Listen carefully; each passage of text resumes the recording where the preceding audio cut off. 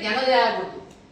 ವಿರೋಧ ಪಕ್ಷಗಳು ಸಂವಿಧಾನಬದ್ಧವಾಗಿ ಆಯ್ಕೆಯಾಗಿ ವಿರೋಧ ಪಕ್ಷದಲ್ಲಿ ಕೂತಿದ್ರು ಸಹ ಅವರನ್ನು ಗಣನೆಗೆ ತೆಗೆದುಕೊಂಡಿಲ್ಲ, ಅವರ ಅಭಿಪ್ರಾಯಗಳನ್ನ ಕೇಳಿಲ್ಲ.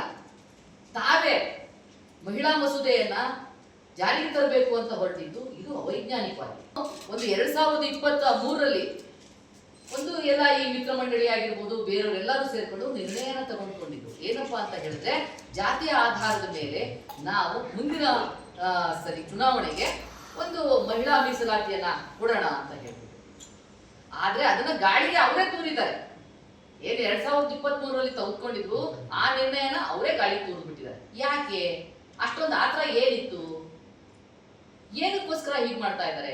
ತಾವೇ ಕೊಟ್ಟಂತಹ ಆಶ್ವಾಸನೆಗಳನ್ನು ತಾವೇ ಗಾಳಿಗೆ ತೂರೋದು, ತಾವೇ ವಿರೋಧಿಸಿದಂತಹ ಮಹಿಳಾ ಮಸೂದೆಯನ್ನು ತಾವೇ ತರೋದು. ಇದು ಎಲ್ಲೋ ಒಂದ್ ರೀತಿ ತೊಗಲಕ್ಕಿನ ಸಾಮ್ರಾಜ್ಯದಂತೆ ರಾಷ್ಟ್ರದಲ್ಲಿ ಕೂತಿರುವಂತಹ ಏನು NDA ಮತ್ತು ಮಿತ್ರ ಮಂಡಳಿ ಸರ್ಕಾರ ಏನಿದೆ, ಅವರು ತೊಗಲಕ್ಕಿನ ರಾಜ್ಯಭಾರ ಮಾಡಿದಂಗೆ ತಮ್ಗೆ ಯಾವ ರೀತಿ ಇಷ್ಟ ಬರುತ್ತೆ ಆ ರೀತಿ ಮಾಡೋದು. ಅದನ್ನ ನಾವು ವಿರೋಧಿಸ್ತಾ ಇದ್ದೀವಿ. ನಾವು ಕೇಳ್ತಾ ಇರೋದು ಏನಪ್ಪಾ ಅಂತ ಹೇಳಿದ್ರೆ, 2013ರಲ್ಲಿ ಏನು ಒಂದು 33% ಕೊಡಬೇಕು ಅಂತ ಹೇಳಿ ಮಹಿಳೆಯರಿಗೆ ಮೀಸಲಾತಿ ಕೊಟ್ಟಿದ್ರು, ಅದನ್ನ ಮೊದಲು ಜಾರಿಗೆ ತನ್ನಿ. ಯಾಕೆ? ಅಲ್ಲಿ ಅವಾಗ ಇದ್ದಂತ ಅವರು ಪ್ರಧಾನಿಗಳಲ್ವಾ? ಅವಾಗ ನೀವು ಸಂಸತ್ತಿನಲ್ಲಿ ಇರ್ಲಿಲ್ವಾ?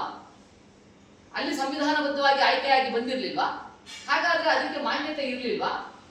ನೀವು ಮಾತ್ರ ಆಯ್ಕೆಯಾಗಿ ಸಂವಿಧಾನಬದ್ಧವಾಗಿ ಹೋಗಿರದ? ನಿಮಗೆ ಮಾತ್ರ ಆಯ್ಕೆ ಇದೆಯಾ? ನೀವು ಹೇಗ್ ಬೇಕಾದ್ರೂ ಇಚ್ಛಾಶಕ್ತಿಯಿಂದ ಹೋಗ್ಬೋದಾ?